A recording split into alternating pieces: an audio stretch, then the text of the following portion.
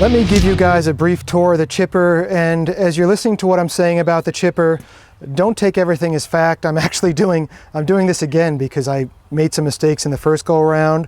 So this is a general overview, not from a chipper expert, just from a guy who's checking the machine out. Here is a view of the chipper area, and there's my hand for scale. And this is rated as a 9-inch chipper, but that certainly looks like it's bigger than 9 inches wide. So maybe the 9 inches is the height of material. I was a little bit concerned about having to cut some of the crotches off on some of the stuff I got to chip, but this capacity is going to be fine. I don't see any reason I'd have to cut anything up. And then down here, this door is open. I'll close this before I start chipping. This door is so if you've got junk in there, it can self-clean. I just wanted to show you what the door looks like. If you're chipping out away from the road, it's okay to leave that open, make a pile of brush, but I'm going to close it up so I don't leave a whole bunch of junk on the road. Right here, this is our chipper disc that's going to do all the hard work for us today. And then here is our fuel tank, right there.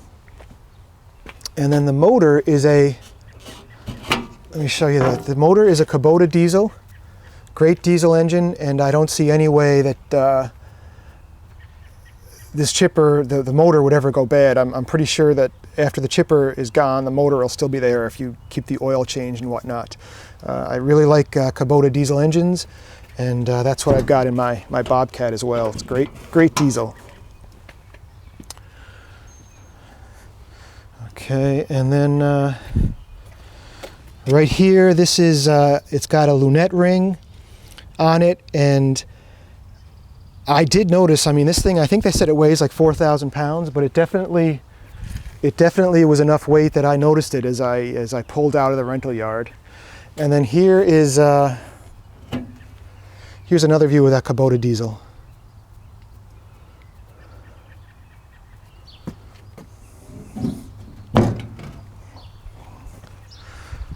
Okay, the starter panel, the control panel is right here.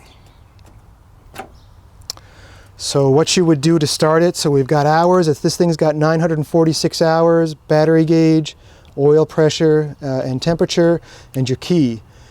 So the starting, I'm going to go over a rough idea of how to start it, but don't take my word for it. Ask the guy if you rent one how to do it. You turn the key to the left. There's going to be a light here, which is your glow plugs. You wait for that light to go off. Then this has got something called a tattletale here. You're going to push this tattletale in, turn the motor to get it started. Once it starts, you let go of the key, but you keep the tattletale pushed so it'll still be running. And you have to keep this pushed until your oil pressure is over 20 pounds. Then you can go ahead and let go and start getting the clutch engaged. Got your throttle over here. You're going to keep that down low, and then when you go to start the machine, so you start it on an idle, and then what you do is when you're ready to start chipping, you're supposed to take this clutch and you basically just shove it forward.